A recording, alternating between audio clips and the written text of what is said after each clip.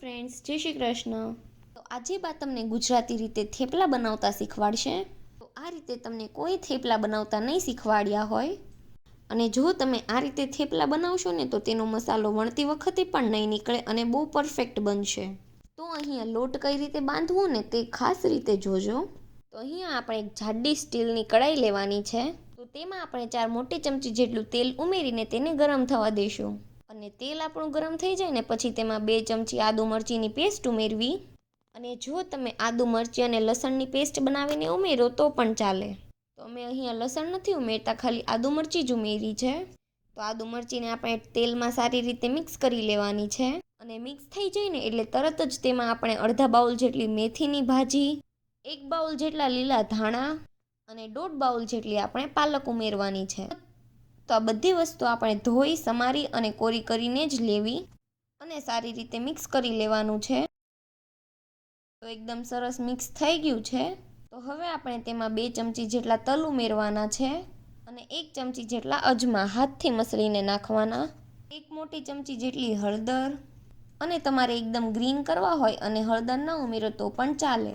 ચમચીના ચોથા ભાગ જેટલી હિંગ, 2 ચમચી ધાણા જીરું, 2 ચમચી જેટલું મીઠું અથવા તો ટેસ્ટ અકોર્ડિંગ. તો આ બધું જ આપણે મિક્સ કરી લેવાનું છે અને ગેસ બંધ કરી દેવાનો છે. તો ગેસ બંધ કરી દીધો છે અને તમે જોઈ શકો છો કે બધું એકદમ સારી રીતે મિક્સ થઈ ગયું છે.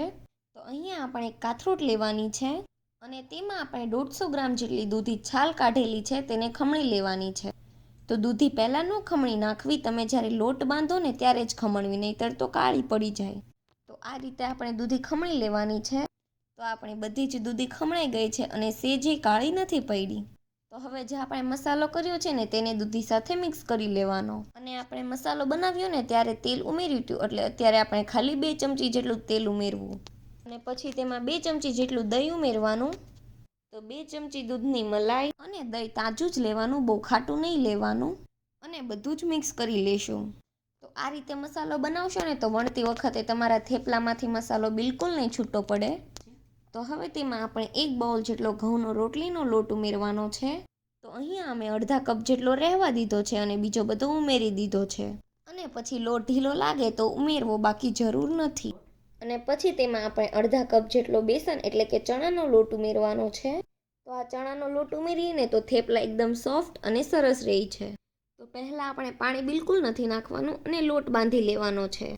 અને એકદમ કડક લોટ બાંધી લેવાનો, એમ કે દૂધીને એવું બધું નાખ્યું છે ને તો પછી પૈડો રહેશે ને તો ઢીલો થઈ જશે. તો તમે જોઈ શકો છો કે આપણો લોટ બંધાઈને એકદમ સરસ તૈયાર થઈ ગયો છે. તો આટલા લોટમાંથી 4 થી 5 વ્યક્તિના થેપલા બનશે. અને ઉપરથી 1 ચમચી તેલ નાખીને તેને મસળી લેવાનો છે. અને આપણે લોટ બાંધવામાં બિલકુલ પાણીનો યુઝ નથી કર્યો. તમને લાગે તો તમે તમારા અનુસાર કરી શકો છો. અને હવે આપણે લોટને ઢાંકી દેવાનો છે. તો 5 થી 10 મિનિટ જેવો જ રેસ્ટ આપવાનો છે, વધારે નથી આપવાનો. તો 5-1 મિનિટ જેવું થઈ ગયું છે અને લોટ આપણો એકદમ સરસ કૂણ આવી ગયો છે. તો ફરીથી આપણે મસળી લેવાનો. તો લોટ આપણો સરસ મસળાઈ ગયો છે ને તો તેમાંથી આપણે લુઆ બનાવી લેવાના. અને તમારે જેવડા થેપલા બનાવવા હોય ને એ સાઈઝના લુઆ બનાવવા. તો અમે મીડિયમ સાઇઝના થેપલા બનાવીએ એટલે આ રીતના લુઆ બનાવ્યા છે. તો એક લુઆને લઈ તેને પાટલી ઉપર આ રીતે રોટલીની જેમ વણી લેવાનું છે. તો અહીંયા આપણે રોટલીની જેમ લોટ ભભરાવાની જરૂર નથી પડતી, એમનેમ જ વણાઈ જાય છે. તો અહીંયા આપણે આ રીતે થેપલા વણવાના છે. તો તમે જોઈ શકો છો કે થેપલું વણ્યું પણ મસાલો ક્યાંયથી પણ બહાર નથી નીકળ્યો. અને જો તમે આ રીતે મસાલો ન કરો ને તો મેથી છે, પાલક છે, બધું સાઈડમાં નીકળતું જાય છે. એકદમ પતલા થેપલા બનાવ્યા છે, બહુ જાડા નથી રાખ્યા. તો તમારે જેવી થિકનેસના રાખવા હોય ને એ પ્રમાણે રાખી શકો છો. તો આપણે આ રીતે 6 થી 7 થેપલા વણી લીધા છે. તો થેપલા બનાવીએ ને ત્યારે 2 વ્યક્તિ જોઈએ, પણ જો તમે એકલા બનાવતા હોય ને તો આ રીતે વણી અને પછી ચોળવવાના. તો અહીંયા લોઢીને મીડિયમ ફ્લેમ પર ગરમ કરવા મૂકી દીધી હતી. તો હવે આપણે થેપલાને શેકી લેવાના છે. તો એક સાઈડ થોડું ચડી જાય ને એટલે તેને તરત જ ફેરવી લેવાનું. તો અહીંયા આપણે 1 બાઉલમાં શીંગ તેલ લીધું છે અને આ રીતનો જે ગોળ ચમચો આવે ને તે લેવાનો.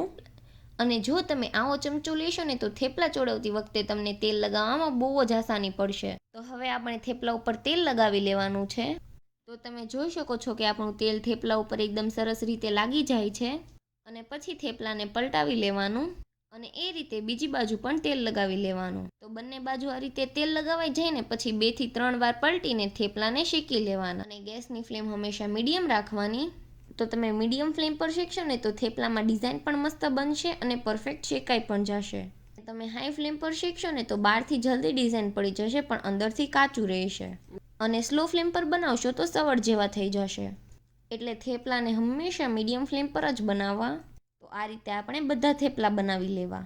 તો આપણા બધા થેપલા શેકાઈને તૈયાર થઈ ગયા છે. તો તમે જોઈ શકો છો કે આપણા બધા થેપલાની ડિઝાઇન એક સરખી બની છે.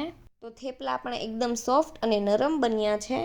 તો તમે આને 2 દિવસ સુધી સ્ટોર કરી શકો છો પણ ઝાઝા દિવસ સુધી સારા ન રહે. તો તમે ક્યાંય ટ્રીપ ઉપર જતા હોય ને તો આ રીતના થેપલા બનાવીને અમે લોકો તો લઈ જઈએ છીએ. તો તમે પણ એકવાર ટ્રાય કરજો. ટ્રેનમાં યા તો બસમાં તેને ખાવાની બહુ જ મજા આવે છે. અને થેપલાનો એકદમ સરસ રીતે રોલ પણ વળી જાય છે. અને એકદમ સરસ કૂણા માખણ જેવા બન્યા છે.